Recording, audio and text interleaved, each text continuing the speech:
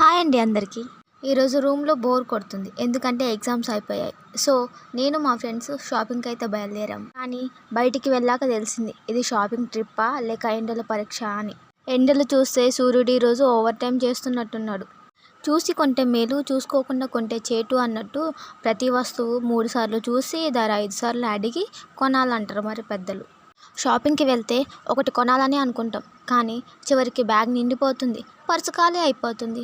ఈరోజు మా పరిస్థితి కూడా అలానే ఉంది. నేను నడుస్తుంటే రోడ్డే అడుగుతుంది, ఇంకా ఎన్ని షాపులు తిరుగుతావమ్మా అని. అందని ద్రాక్ష పుల్లనా అంటే ఏంటో అనుకున్నా. కొన్ని వస్తువులు వాటి ధరలు చూస్తే నాకు అర్థమైంది. నిజానికి షాపింగ్ అనేది అవసరాల కోసం మొదలై నచ్చిన వాటి దగ్గర ముగుస్తుంది. ఈ ఎండలు ఎలా ఉన్నాయంటే ఐస్ క్రీమ్ కూడా నీళ్ళు అడిగేంత వేడి ఉంది. మెరిసేదంతా బంగారం కాదు, అందుకే బయట అందంగా కనిపించిన నాణ్యత చూసి కొనాలి. పర్సు తెరిచినప్పుడల్లా డబ్బులు నన్ను చూసి బాయ్ బాయ్ చెప్తున్నాయి. ఇంకా ఇక్కడే ఉంటే ఇంకేం కావాలంటనేమో అని ఫాస్ట్గా స్టార్ట్ అయిపోయాం. వీడియో నచ్చితే లైక్ చేయండి, సబ్స్క్రైబ్ కూడా చేసుకోండి.